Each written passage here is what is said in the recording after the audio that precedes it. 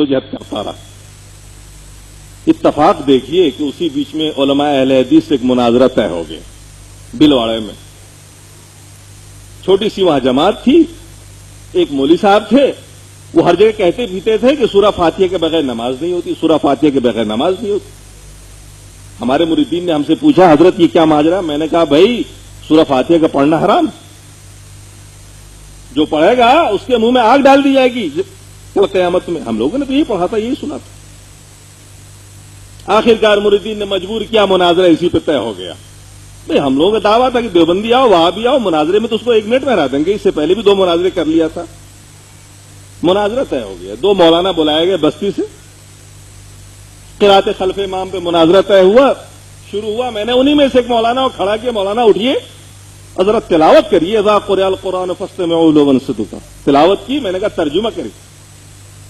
انہوں نے ترجمہ کیا کہ جب قرآن پڑھا جائے خاموشی سے سنو اور چپ رہو.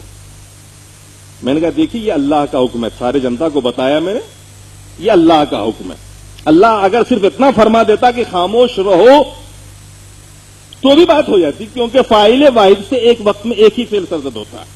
یعنی آپ ایک وقت ہم کو جب دیکھتے ہیں تو سن نہیں رہے ہوتے ہیں, اور جب سنتے ہیں تو دیکھتے نہیں ہیں. دماغ ہے ایک, طاقتیں ہیں 5 علم کے, لیکن یہ ساری چیزیں ٹرانسمٹ کرتی ہے دماغ کو, پھر دماغ فیصلہ کرتا ہے. تو یہ منطق کا قاعدہ کلیہ ہے کہ فاعل واحد سے ایک ہی فعل سرزد ہوگا. اللہ نے فرمایا چپ رہو. اگر اتنا بھی اللہ فرما دیتا تو بھی سورہ فاتحہ کی فرضیت نہ صرف یہ کہ ساقط ہوتی بلکہ منع ہو جاتا. لیکن یہاں اللہ نے یہ بھی فرمایا ہے کہ خاموش بھی رہو, چپ بھی رہو. میں نے لوگوں سے کہا کہ دیکھو یہ علماء جن کو آپ لائے ہو مناظرہ کے لیے, جن کو ہم گستاخ رسول اب تک کہا کرتے تھے, اب یہ کہنا پڑے گا کہ یہ قرآن کو بھی نہیں مانتے. قرآن کی آیت میں اللہ نے حکم دیا ہے اور یہ کہہ رہے ہیں سورہ فاتحہ پیچھے پڑھو, ادھر آگے امام قرات کرے گا اور پیچھے سے کہیں گے کہ مقتدی سورہ فاتحہ پڑھے. اب بتاؤ کیسے سننا پایا جائے گا, کیسے چپ رہنا پایا جائے گا؟ لوگوں کی بات سمجھ میں آ گئی. لوگ آگے مولانا آپ بالکل ٹھیک کہہ رہے ہیں, حضرت آپ بالکل ٹھیک کہہ رہے ہیں, یہ سب غلط ہے. بات آئی گئی ہو گئی. ہمارے سامنے اس سے پہلے بہت حدیثیں آئی تھی اس ضمن کی, لیکن ہم سب کی تعویل کرتے تھے, جو تعویل نہیں کی انفراد پر محمول کرتے تھے. اتفاق کہیے کہ 15-20 روز کے بعد مسلم شریف پڑھاتے ہوئے ایک حدیث سامنے آئی, عبادہ ابن صامت رضی اللہ تعالیٰ عنہ سے مروی, جس میں آپ نے ارشاد آپ نماز پڑھ رہے تھے, اللہ کے رسول نماز پڑھا رہے تھے, سلام پھیرنے کے بعد اللہ کے رسول صلی اللہ علیہ وسلم نے پوچھا کہ تم میں کس نے قرات کی ہے میرے پیچھے؟ آپ نے عرض کیا عبادہ ابن صامت نے, یا رسول اللہ میں نے. اللہ کے رسول نے جواب میں ارشاد فرمایا کہ سورہ فاتحہ کے علاوہ کچھ مت پڑھا کرو, کیونکہ اس شخص کی نماز نہیں ہوگی جو سورہ فاتحہ نہیں پڑھتا. اب جب یہ حدیث میرے سامنے آئی تو میں چکر میں پڑ گیا. اب تک یہ حدیث نہیں آئی تھی, عملی تفسیر آئی آمنے سامنے آئی. اب میں سوچنے پہ مجبور ہو گیا کہ یا اللہ, قرآن کی یہ آیت اللہ کے رسول پہ نازل ہوئی, مطلب ہم نکال رہے ہیں. اگر اس کا وہی مطلب ہے جو ہم بیان کر رہے ہیں تو پھر اللہ کے رسول نے ایسا کیوں فرمایا؟ اب ہم پریشانی میں مبتلا ہو گئے. اب میں نے سوچا کہ تحقیق کرنی پڑے گی, اور میرے دماغ میں آیا کہ اب قرآن کی اس آیت کا پہلے مطلب دیکھا جائے کہ مفسروں کی نظر میں کیا ہے.